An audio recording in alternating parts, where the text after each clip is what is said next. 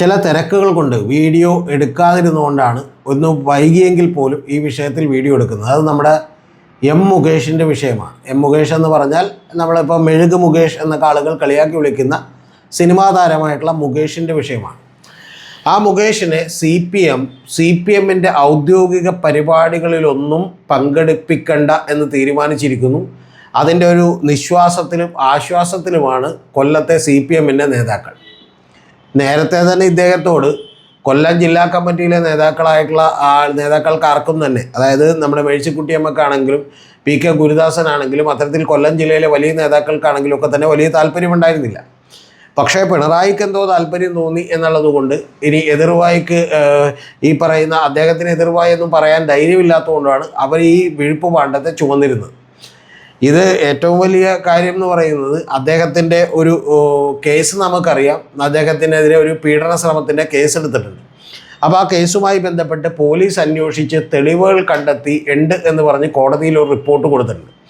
അപ്പോൾ പിണറായി വിജയൻ്റെ പോലീസ് അങ്ങനെ ഒരു റിപ്പോർട്ട് കൊടുത്തത് തന്നെ നമ്മൾ അത്ഭുതപ്പെടുന്ന ഒരു കാര്യമാണ്. കാരണം ഒരു CPMൻ്റെ MLAക്കെതിരെ CPMൻ്റെ തന്നെ, അതായത് പിണറായിയുടെ തന്നെ പോലീസ് ഇത്തരത്തിലൊരു അന്വേഷണം നടത്തി റിപ്പോർട്ട് കൊടുത്തിരിക്കുന്നു എന്ന് പറഞ്ഞാൽ യഥാർത്ഥത്തിൽ പിണറായി വിജയൻ കൈവിട്ടിരിക്കുന്നു എന്നുള്ളത് തന്നെയാണ് അതിൻ്റെ യാഥാർത്ഥ്യം.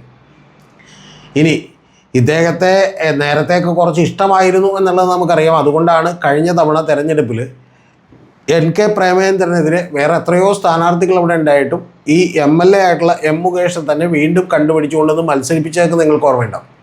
ഇതൊക്കെ എന്നിട്ട് ഈ സമയത്ത് മാറിയത് എന്താണ് എന്ന് മാത്രം നമുക്കറിയില്ല. അത് പിണറായി വിജയന് മാത്രം അറിയാവുന്ന, അല്ലെങ്കിൽ മുഹമ്മദ് റിയാസിന് മാത്രം അറിയാവുന്ന എന്തെങ്കിലും കാരണം കൊണ്ടായിരിക്കും എന്നാണ് ഞാൻ വിചാരിക്കുന്നത്. ഇദ്ദേഹം പീഡിപ്പിച്ചുകൊണ്ടല്ല ഈ മനംമാറ്റം.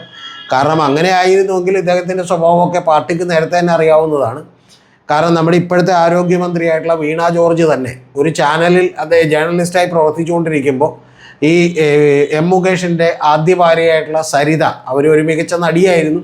ആ സരിതയുടെ ഒരു ഇൻ്റർവ്യൂ എടുത്തത് ഇപ്പോഴും യൂട്യൂബിൽ കിടക്കുന്നുണ്ട്. നിങ്ങളൊക്കെ കണ്ടാൽ അറിയാം.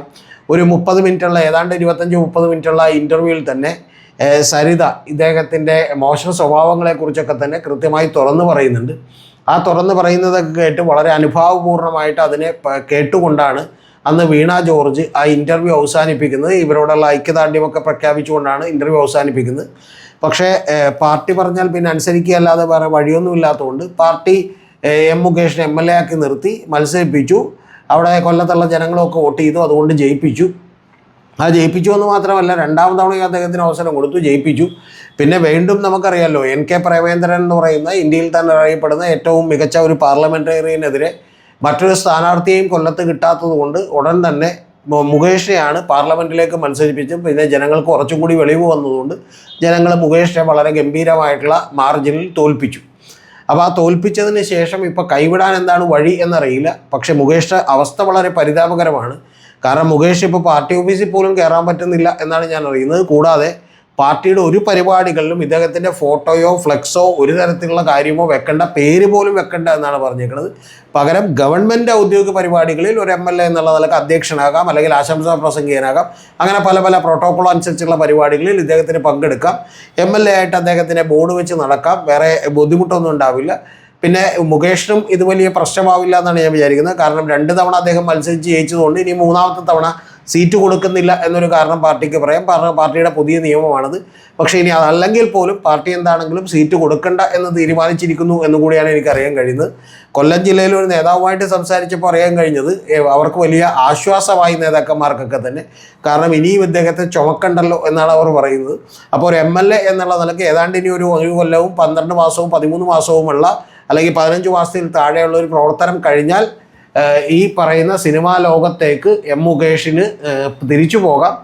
വീണ്ടും അദ്ദേഹത്തിന് അല്ലെങ്കിൽ ബുക്കുകൾ എഴുതാം, തമാശക്കഥകളൊക്കെ എഴുതാം. കൂട്ടത്തിൽ ഇത്തരത്തിലുള്ള ചില കുൽസിത പ്രവൃത്തികളിൽ ഏർപ്പെടുകയും ചെയ്യാം. അതോടുകൂടി അദ്ദേഹത്തിൻ്റെ ജീവിതം വളരെ ധന്യമാകും എന്നാണ് ഞാൻ വിചാരിക്കുന്നത്. അദ്ദേഹത്തിൻ്റെ 2ാം വിവാഹവും ഒക്കെ ഡിവോഴ്സായി. അപ്പോൾ അദ്ദേഹം ഒറ്റയ്ക്കേ ഉള്ളൂ. ഇനി 3ാമതൊരു കല്യാണം ആലോചിച്ചാലും തെറ്റൊന്നുമില്ല. അപ്പോൾ അത്തരത്തിലുള്ള വലിയ സാധ്യതകൾ അദ്ദേഹത്തിന് മുമ്പിൽ തുറന്നിടുകയാണ്.